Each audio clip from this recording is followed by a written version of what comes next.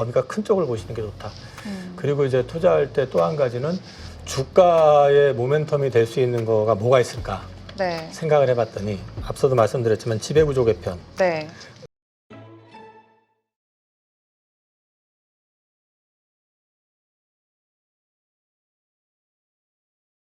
지금 시장에서 좀 소외돼 있는 종목들, 그 섹터 이야기를 좀 해야 될 것 같습니다. 현대차랑 바이오. 이제 거의 접점이 없어 보이는 섹터들이기는 한데 공통점이 있어요. 주주들의 공통점인데 버릴까 아니면 버틸까 이거를 항상 고민하고 있는 것에 대해서는 공통점이 좀 있는 것 같습니다. 자동차, 바이오 어떻게 해야 될까요, 지금? 뭐 제가 저한테 물어보시면 뭐 저는 어떤 전략을 지금 좀 강구를 해야 될까요? 저는 제가 가지고 있는 바이오는 가지고 있어요. 네. 한 주도 안 줄였고요. 그 전에 한번 말씀드렸지만 전 플랫폼 기업 좋아한다고 그랬고 지금 갖고 있는 바이오는 꽤 됐습니다. 네. 그래서 지금 이제 그대로 가지고 있고 저는 그 주식 제가 원하는 기간 동안만 더 버벅거려주면 더 살 생각하고 있고 최근에 신약 개발은 아닌데 바이오 섹터에 포함되는 쪽 하나를 또 지금 편입을 좀 서서히 준비하고 있고 그래서 좀 바이오 쪽은 뭐 비중을 줄일 생각은 별로 없어요. 근데 바이오가 약한 이유는 네. 우선 지금 금리 인하 가능성 미국 같은 경우 우리나라 바이오라고 해서 뭐 한국 금리 인하 이런 데 민감한 게 아니라 미국 금리에 민감하잖아요. 미국 금리 인하 가능성이 좀 제한돼 있죠. 그다음에 약가이나 노이즈에 지금 또 껴가지고 지금 얻어맞았죠. 네. 거기에다가 또 CDMO 업체나 이런 데는 관세 이슈로 또 두들겨 맞았죠. 그래서 지금 섹터는 안 좋은데 저는 그 전부터 이제 말씀드렸던 것처럼 저는 원래 플랫폼 기업 좋아하고 있고 플랫폼 가운데서 어느 정도 검증이 된 회사들 위주로만 가져가려고 하고 있기 때문에 그쪽 관련해 가지고는 여전히 투자는 괜찮다라고 보고 있고요.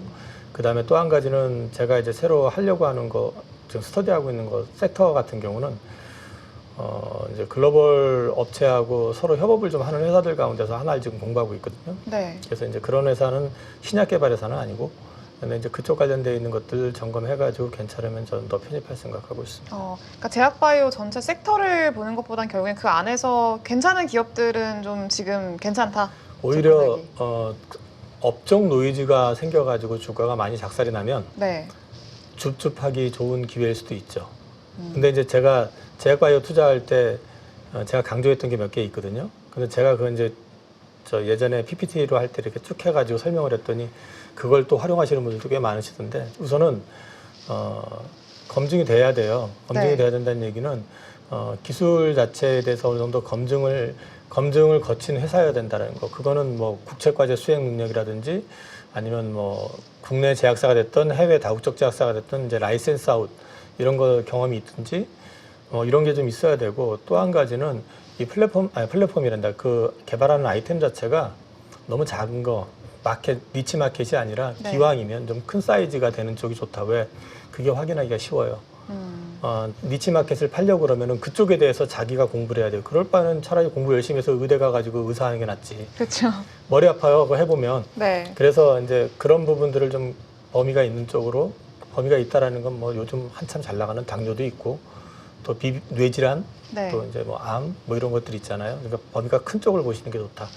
그리고 이제 투자할 때 또 한 가지는 최근 최소한 2, 3년 정도의 연구개발비 운용할 수 있는 자금 그 정도는 가지고 있어야 된다. 왜? 네. 중간에 갑자기 증자 두들겨 맞을 수 있다. 그리고 또 한 가지 말씀드렸었던 거는 한 번 실패한 거 다시 재설계한다고 하면은 저는 일단 안 한다. 그런 것들을 이제 몇 가지를 제가 이제 말씀드렸던 거 있는데 저도 좀 시간이 지나가지고 그거 다 생각은 안 나는데 하여튼 그걸 가지고 검증을 좀 해보시면서 압축을 해보시면 종목이 의외로 괜찮을 수 있어요. 네. 지금이. 또 우리나라 플랫폼 업체들 중에서 그 조건에 부합하는 기업들이 꽤 생기고 있는 상황이잖아요. 네. 한번 잘 선별을 해야 될 것 같아요. 타겟층이 일단은 타겟 마켓이 넓어야 되고 검증이 일단 돼야 되고 이런 조건들 한번 잘 참고해 보도록 하겠습니다. 근데 이게 또 지금 업종의 뭐 약가 인하라던가 이런 리스크 때문에 전반적으로 많이 빠지기는 했는데 또 모멘텀은 있잖아요. 이번 달 말부터 아스코도 열리고 그러면은 이제 관련된 모멘텀이 주가에 영향을 미칠 수 있을까에 대한 고민도 이제 슬슬 하고 있는 것 같거든요. 투자자분들이. 저는 제가 이거 바이오 얘기를 제가 이제 방송하게 될 때도 사실 바이오 때문에 소개를 받아서 시작을 했고요. 네. 그래서 이제 바이오 얘기를 많이 할 때도 제가 항상 말씀드렸지만 저는 사실 학회 모멘텀 이런 건 별 관심이 없어요. 근데 이제 중요는 해요. 네. 학회에서 임상 그 결과라든지 여러 가지 이제 발표를 하니까 모니터링은 해야 되는데 그것 때문에 주가 오르면은 반드시 그거 이제 끝나면 빠진다 항상 그랬었기 때문에 물론 그것도 훌륭한 수익률이 나올 수 있긴 한데 저는 뭐 아시다시피 그 재주가 별로 없어요. 여기서 사가지고 여기서 탁 팔고 이렇게 이 재주가 별로 없기 때문에 네. 이런 매매는 잘 안 하다 보니까 그래서 저는 이제 그런 거는 크게 관심 갖지 않고 좀 회사를 길게 볼 수 있는 거 이런 것들을 좀 찾는 입장이거든요. 근데 이제 이번에 아스코라든지 이런 데 보시면은 아마 그 ABL 바이오, 리가켄 바이오 뭐 이런 회사들이 다 또 참여를 할 거예요. 네. 그러면 이제 그 회사들 같은 경우가 이제 파이프라인들이 다양하잖아요. 기왕이면 좀 너무 작은 회사 또는 이제 자료 구하기가 힘든 회사보다 어느 정도 검증이 된 회사들을 계속 스터디 하시라. 그러면은 그 다음번 단계가 바이오 USA가 아마 6월 초에, 5월 말 6월 초에 있을 거예요. 그죠? 그러면은 이제 그때는 바이오 USA는 뭐냐면 그냥 서로 세일즈하고 안면 두고 막 미팅하는 자리거든요. 그러면 이제 그런 자리가 되게 중요한 거예요, 사실은요. 네. 거기 가서 노는 게 아니라 거기에서 실제 빅팜들 만나고 실제로 거기 딜 관련된 협의가 거기서 나올 수도 있어요. 그래서 바이오 USA 나도 갑니다 하고 이제 또 막 실릴 거예요. 근데 그 기사들 다 보시지 마시고 그 가운데서 진짜 신약 파이프라인을 어느 정도 검증이 된 단계를 거친 거 임상 결과가 어느 정도 나온 것들이 있잖아요. 네. 임상 시작하지도 않은 거 이런 거 말고 저기 어느 정도 뭐 일상 끝났다든지 아니면은 어디하고 뭐 이렇게 진척되고 있는 게 리포트가 됐든 기사가 됐든 확인이 되는 거 그런 것들 좀 백업 해보시면서 내가 볼만한 게 뭐가 있을까 그러면서 그 회사 조건이 제가 앞에서 말씀드렸던 제 기준으로 봤을 때는 그 조건이 아니면 꼭 당해요.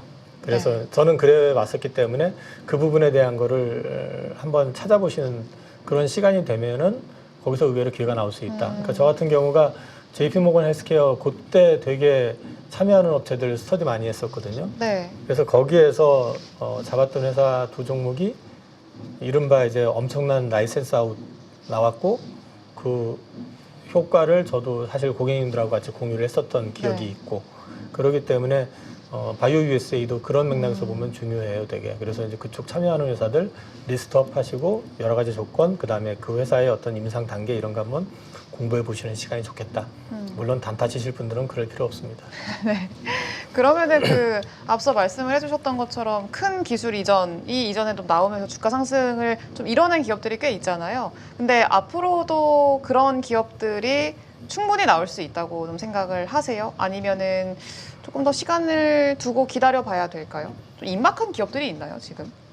뭐 협의하고 있다고 하는 데가 맞잖아요, 지금도. 네, 근데 좀 기대는 했는데 뭐 예를 들면 리가켄 바이오도 기대는 했었고 근데 생각보다 좀 늦춰지고 있고 그러니까 나오는 건 맞나? 약간 이런 생각도 좀 들기는 합니다. 그러니까 저는 사실 업계 분들 말씀하시는 건 반만 믿어라. 이제 제가 그 말씀을 왜 드리냐면 저 거기 네. 기업 탐방 예전에 바이오 회사 엄청 많이 다녔어요. 그래서 이제 바이오 회사 엄청 많이 다녔는데 거기서 얘기 듣고 나면은 항상 느꼈던 게 제 앞에 앉아 있는 사람들은 다음번에 우리나라에 그 재벌 될 사람들이구나. 네. 그런 느낌. 근데 말대로 된 회사 거의 없었거든요. 그러니까 이 말씀을 왜 드리냐면은 사실 개발자들도 모르잖아요. 그렇죠. 그 신약 관련해서 개발이 안 될 거야라고 하지는 않잖아요. 될 거라는 생각 가지고 기대를 가지고 하니까 긍정의 어떤 마인드를 가지고 적극적으로 하니까 그분들은 세게 얘기를 할 수밖에 없어요. 근데 듣는 사람 입장에서는 혹하거든요. 그렇죠. 근데 이제 그 부분에 있어서는 좀 걸러낼 건 걸러내야 되기 때문에 그래서 바이오 공부를 좀 많이 진짜로 투자하려면 많이 할 수밖에 없어요. 많이 해도 당해요. 그렇죠. 네, 그분들이 속여서 당하는 게 아니라 그분들의 확신에 나도 모르게 휩쓸려요. 워낙에 또 꿈과 희망이 이제 합쳐져 있는. 네, 그래서 그 부분에 대해서는 저도 지금 현재 보고 있는 회사들 저는 많지 않아요. 네. 지금도 저 예전에 이제 탐방 다니고 할 때 제가 탐방 가기 싫은 회사들 있잖아요. 그러면 제 이름 걸고 다 탐방 잡은 데도 많았었어요. 근데 제 스스로가 요즘은 바이오 업체 잘 안 가요. 왜요? 일단 정신 건강이 안 좋고요. 두 번째는 너무 어렵고, 네. 세 번째는 희망 고문하다가 다른 걸 놓쳐요. 그래서 이제 저는 바이오는 제가 이제 압축을 해서 지금 보고 있고 가져가고 있고, 오랜만에 지금 하나 더 편입하려고 스터디하고 있는 정도다라고 말씀을 드렸잖아요. 그래서 네. 제가 바이오를 파기 시작하잖아요. 그러면 다른 주식 못 봐요. 근데 전 아시다시피 8.15 나와가지고 첫 출연할 때 재작년인가? 작년인가? 그것도 모르겠다. 하여튼 조선 얘기, 방산 얘기, 네.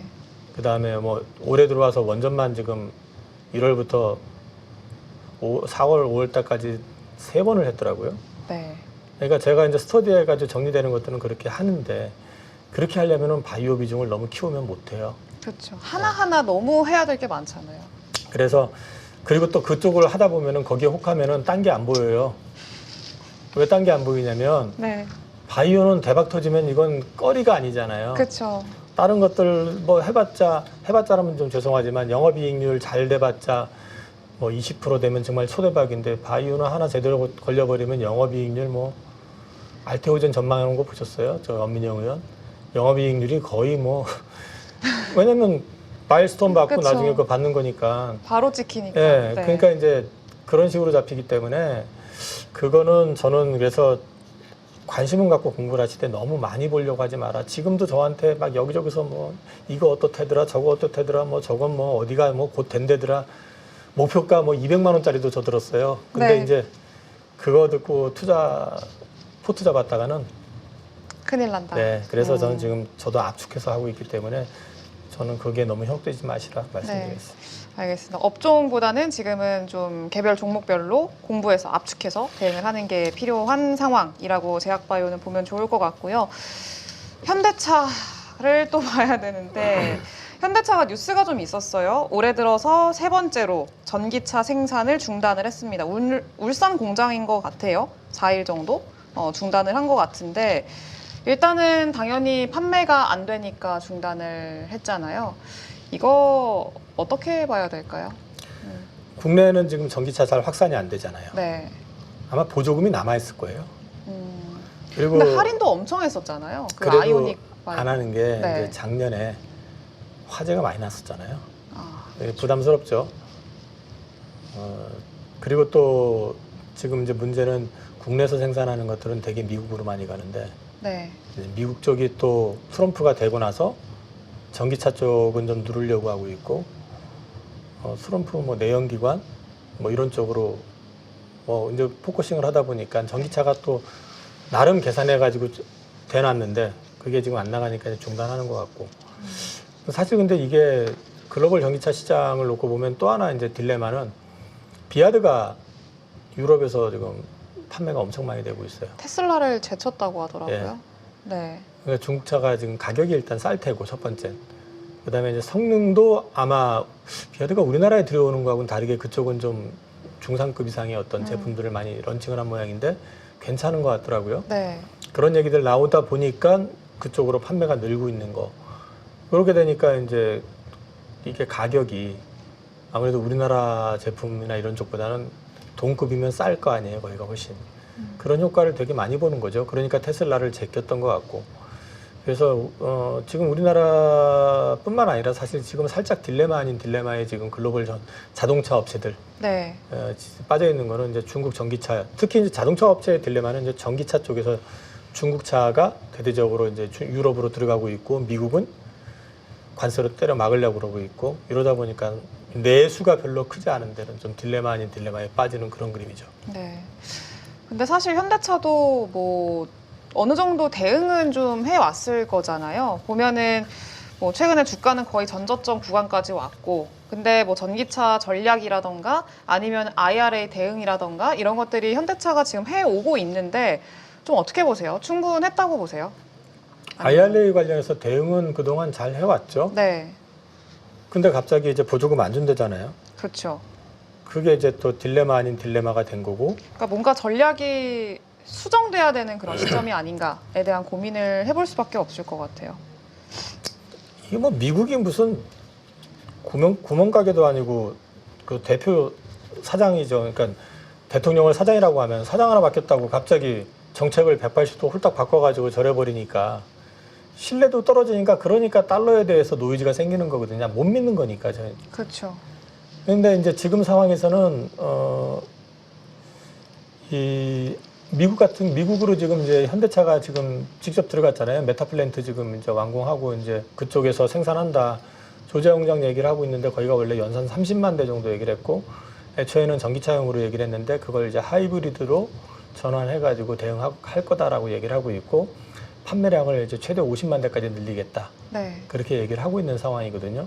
그리고 이제 미국 내에서 생산되는 자동차에 대해서는 그 할부금에 대해서 무슨 세제 혜택 준다고 했던 것 같아요. 네. 네. 이제 뭐 그런 식으로 대응이 된다 그러면 어쨌든 현대차가 지금 현지 다른 데는 지금 사실 근데 솔직히 말씀드리면 현대차 그렇게 막 성급하게 들어가는 거에 대해서는 저는 좀 반대하시나요? 현대차는 좋을지 어쩔지 잘 모르겠는데 우리나라를 생각해야죠. 일본 같은 경우도 왜 일본의 이시바 총리가 그렇게 결사적으로 지금 투쟁하듯이 지금 미국하고 맞닿는 거예요. 그건 결국 일자리 문제잖아요. 그렇죠. 그쪽에다 공장 그렇게 짓고 나면은 아무래도 그쪽 생산량이 늘어나면 늘어날수록 이쪽에서 생산하는 걸 딴 데서 대체를 못하면 줄일 수밖에 없잖아요. 네. 그럼 일자리가 늘어날 리가 없잖아요, 사실은. 사실 좀 딜레마 아닌 딜레마인데 아무튼 그냥 지금 우린 주식 얘기해야 되니까 뭐 제가 무슨 정부 관계자도 아닌데 아무튼 저기 주식 얘기를 하자면은 일단 대응을 하는 것 자체는 나쁘진 않은 것 같아요. 네. 그리고 이제 전략적으로 하이브리드 자동차를 지금 가지고 있고 그 시장에서도 사실 노다 다음이거든요. 그러니까 다음이기 때문에 경쟁력도 가지고 있고 하니까 그런 부분에서 대응은 좀 잘 하고 있는 것 같다. 저는 개인적으로는 지금 현재 상황은 현대차가 자초한 문제가 아니라 미국이 정책을 바꿨고 그 정책의 어떤 직격탄을 지금 모든 자동차 업체들이 다 맞는 상황이니까 어쩔 수 없는 환경인데 문제는 한국은 더더군다나 외국인들이 팔고 안 들어오고 있고 네. 고객 예탁금 늘었다고 해도 지금 보면은 수급 쏠림이 한쪽으로만 가잖아요. 지금. 그렇죠.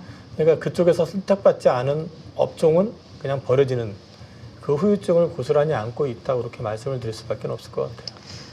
그러면은 결국에는 뭐 관세에 대한 뭔가가 좀 정해지거나 구체화가 진행이 되거나 아니면은 한국의 아까 이전에 말씀을 해주셨던 뭐 우리나라 정책상의 어떤 변화라던가 이런 것들의 어떤 환경이 조성되지 않으면은 당분간은 어렵다고 봐야겠네요.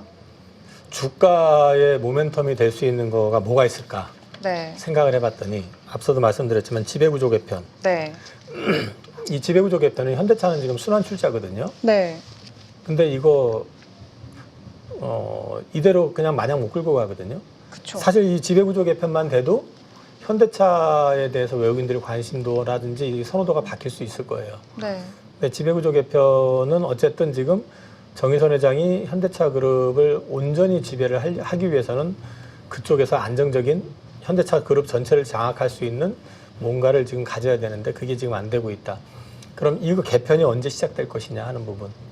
두 번째 이제 볼 수 있는 거는 아까 이제 잠깐 얘기 나왔던 거지만은 여기는 이미 배당을 좀 많이 주잖아요. 네. 작년 기준으로 12,050원 줬거든요. 우선주가. 네. 지금 오늘 주가가 14만 5천 원. 뭐 그럼 이자율 대충 계산해 보세요. 저는 산수는 좀 약해가지고. 근데 그렇게 주고 있고 물론 그건 줄 수 있어요. 줄어들 수가 있죠. 네. 실적이 안 좋아지면 그죠.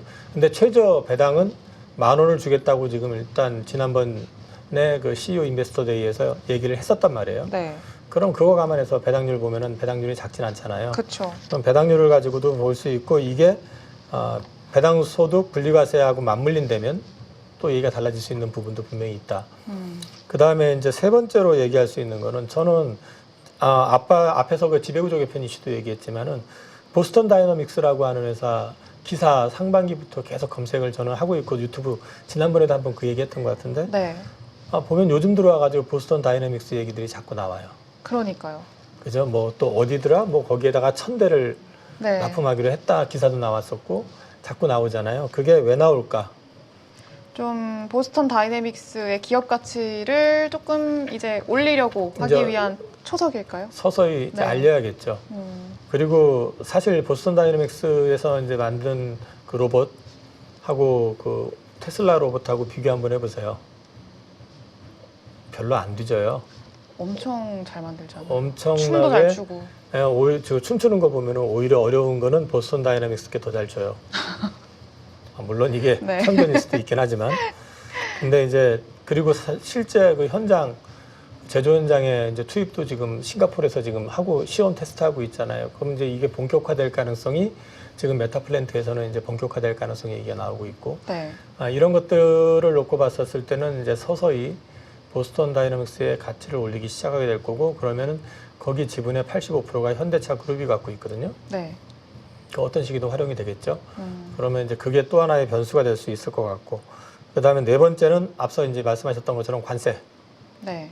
관세 이슈가 좀 자유로워진다면, 자유롭다기보다는 지금처럼 품목 관세 25%로 전 기억하는데, 하여튼 그게 뭐 일본이 만약에 10%대로 줄인다 그러면 그 정도는 감내 가능하지 않을까? 네. 제가 생각해도. 그래서 이제 뭐 그 정도 선에서 오케이 된다 그러면은 이 관세 노이즈에 의해서 억눌렸었던 부분들이 좀 풀려질 여지도 분명히 좀 있어 보인다. 이제 그런 것들을 같이 한번 보셔야 될 것 같고, 지금 구간에서는 그럼 어떻게 해야 돼? 지금 구간에서는 저 같은 경우는 우선주는 그냥 있는데 다른 것들은 조금 줄인 상태고, 네. 장기 투자하는 계좌는 그냥 내버려뒀어요. 네가 어떻게 되는지 한번 보자. 근데 이제 어떻게 되는지 보자는 건 계속 배당 받고 배당 나오면 주식 사고 이런 식으로 버텨보려고 지금 네. 그러고 있는 상태입니다. 지금. 알겠습니다. 현대차는 앞서서 말씀 주신 여러 가지 뭐 4-5개 변수들이 좀 있는데, 그거는 계속해서 체크를 좀 해봐야 될 것 같고, 뭔가 변화가 생기는지 그게 일단은 지금 제일 중요하겠네요. 알겠습니다. 네, 지금까지 또 고생해주신 이영훈 이사님 감사합니다. 6월 대선을 앞두고 있는 상황에서 상법 개정이라든지 증시 활성화에 대한 그런 기대감들이 분명히 만들어질 거라고 생각을 하고 있고요. 트럼프가 고관세를 매기는 부분들이 지금 해결이 되어가는 단계잖아요. 금리 인하 시기에 수출하는 나라이기 때문에 외국인들까지 들어오게 된다라고 하면 굉장히 좋은 흐름이 만들어질 수 있다. 증시가 좋아졌을 때 잘 벌고 더 많이 버는 사람들은 준비가 되어 있는 그런 사람들이거든요. 명확하게 어떤 사야 되는 기준, 팔아야 되는 기준, 원칙이 안 잡혀 계신 분들은 자신만의 기준과 원칙, 포인트를 잡아서 매수 매도의 타이밍을 잡는 훈련을 계속 반복을 해보는 거죠. 8주 동안 무려 24번이나 되는 라이브를 통해서 트렌드에 맞게끔 대응을 하실 수 있도록 그러한 훈련을 진행하는 이 부분이 핵심이라고 보시면 될 것 같습니다. 복잡한 이론보다는 시장 흐름을 파악하는 눈과 타이밍을 잡아가는 그런 포인트라고 생각하시면 됩니다.